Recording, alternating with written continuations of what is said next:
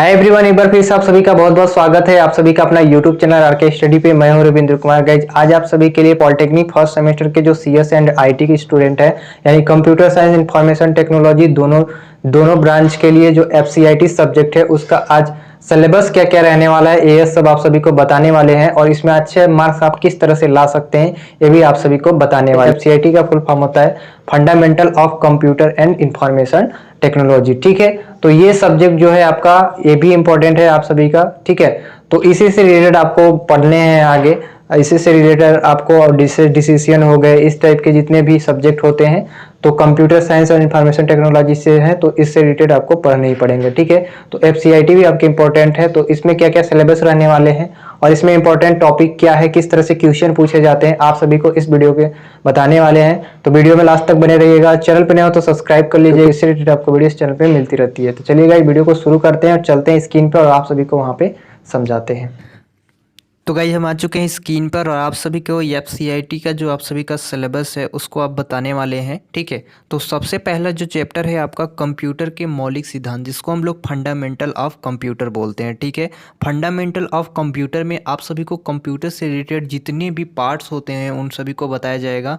और इनमें आप सभी को जो कंप्यूटर के पीढ़ियाँ हैं, जैसे उनकी जनरेशन कब से स्टार्ट हुई थी, इनका फादर कौन है, ठीक है, इनकी पहली पीढ़ी कब हुई थी, कब स्टार्ट हुई थी, दूसरी, तीसरी, चौथी और पांचवी कब स्टार्ट हुई थी। ठीक है, अगर हम थोड़ा सा आपको हिट दे दे तो आप लोग ध्यान से सुन लीजिएगा। अगर आप लोग फंडामेंटल ऑफ कंप्यूटर पढ़ रहे हैं तो फंडामेंटल ऑफ कंप्यूटर में सबसे पहले आप सभी लोग पढ़ेंगे यहाँ पे, जो कि वेरी इंपॉर्टेंट है और आपका क्वेश्चन यहाँ से बनते हैं। सबसे पहले आपसे पूछा जाएगा कि कंप्यूटर की पीढ़ियाँ कौन कौन सी होती हैं। तो आप सबसे पहले बताएंगे कि कंप्यूटर की जो पीढ़ियाँ होती हैं 5 प्रकार की होती हैं। ठीक है, पहला, दूसरा, तीसरा, चौथा, पांचवा, ऐसे करके इनका थोड़ा सा सन आप लोग को याद रखना है। ठीक है, जो फर्स्ट जनरेशन हमारी कंप्यूटर की थी वो 1946 से लेकर 1955 तक माना जाता है। यानी 1946 में हमारा कंप्यूटर को बनाया गया था, या फिर हम लोग बोल सकते हैं मार्केट में उतारा गया था, जो 1955 तक यहाँ पे क्या बोलते हैं इसको रखा गया। इसके बाद फिर हमारी दूसरी पीढ़ी वहाँ से स्टार्ट हो जाती है, यानी 1955 से हमारा सेकेंड जनरेशन स्टार्ट हो जाती है कंप्यूटर की और 1965 तक चलती है। और अगर हम लोग तीसरी जनरेशन की बात करें हम लोग, तो तीसरी जनरेशन जो हमारी होती है वो हमारा 1965 से लेके, और हमारा यहाँ पे जो तीसरी पीढ़ी है वो हमारा 1975, यानी 10 साल लगभग चलती है। 1965 से 75 तक हमारा चलता है जो हमारी तीसरी पीढ़ी है। यदि अगर हम लोग यहाँ पे चौथी पीढ़ी की बात करें, ठीक है, तो चौथी पीढ़ी हमारा तुरंत यहाँ पे मतलब 1975 से स्टार्ट हो जाता है, और ये हमारा जो 1975 से लेकर और यहाँ पे हमारा 90 ये हमारा 2005 तक चलता है। ठीक है ना, 2000 जो है हमारा 5 तक चलता है। ये हमारा 1975 से लेके 2005 तक यहाँ पे हमारा चलता है, जो कि इसको बोल सकते हैं फोर्थ जनरेशन, यानी फोर्थ जनरेशन कंप्यूटर हमारा अवेलेबल है।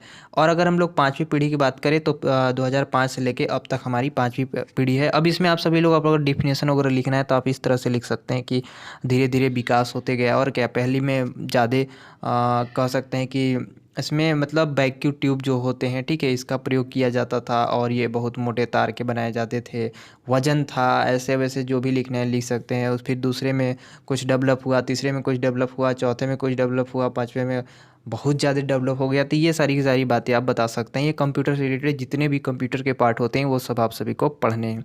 अगर हम लोग डेटा प्रदर्शन की बात करें तो आप सभी लोग को सेकेंड मैंने डाटा रिप्रेजेंटेशन में आप सभी को समझाया जाएगा कि डेटा का हम लोग रिप्रेजेंट किस तरह से करते हैं। जैसे कि अगर हम लोग कंप्यूटर की बात करें तो कंप्यूटर हमारा किस भाषा को समझता है, बाइनरी फॉर्म को समझता है, यानी 0 1, ये यानी ये हमारा क्या है, बाइनरी फॉर्म है। तो डेटा का प्रदर्शन किस तरह से हम लोग करते हैं ये आप सभी को उसमें पढ़ाया जाएगा। ठीक है, तो आई होप कि आप समझ रहे होंगे कि फर्स्ट चैप्टर बहुत ही इंपॉर्टेंट है और सेकंड भी आपका इंपॉर्टेंट है। इसमें 4 चैप्टर है जो कि आपके इंपॉर्टेंट हैं, तो चारों आप पढ़ लीजिएगा। ठीक है, क्योंकि आगे भी आपको इससे रिलेटेड पढ़ने ही पड़ेंगे।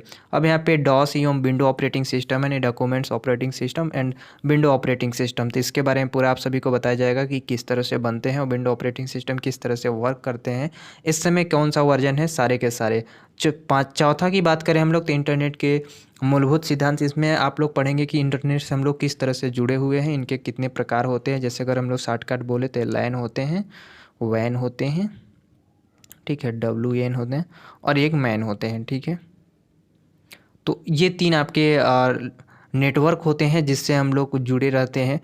तो इसी से रिलेटेड जितने भी यहाँ पर डिफिनेशन होगी, ठीक है, इंटरनेट के में आप अगर यदि कंप्यूटर के बारे में कुछ भी पढ़े हैं तो भी आप वहाँ मतलब एकदम लिख सकते हैं, ठीक है। और एक इम्पोर्टेंट चीज़ कि आप कभी भी जब इसका एग्ज़ाम होगा, जब भी आप एग्ज़ाम देंगे तो याद रखिएगा कि आप कम से कम 3 पेज से 4 पेज एक एक क्वेश्चन का आंसर देने की कोशिश कीजिएगा, तब जाकर आपको अच्छे नंबर, अच्छे मार्क्स आ सकते हैं, ठीक है। तो आई होप कि इसमें सिलेबस क्या क्या था आप समझ गए होंगे, ठीक है। आपको किस तरह से पढ़ना होगा आपको अंदाज़ लग गया होगा। बाकी बात इसकी जो PDF है हम प्रोवाइड करा देंगे टेलीग्राम पे, तो टेलीग्राम डिस्क्रिप्शन में लिंक है, या RK स्टडी सर्च करेंगे आप टेलीग्राम पे भी जाके, ठीक है। RK स्टडी सर्च करेंगे 2.0 तो आपको वहाँ पे भी देखने को मिल जाएगा। तो आई होप कि आपको सिलेबस मिल गया होगा। बस आज के लिए इतना ही। वीडियो पसंद आए तो लाइक कर दीजिएगा, चैनल पर नए हो सब्सक्राइब कर लीजिएगा। मिलेंगे नए वीडियो में, तब तक के लिए जय हिंद।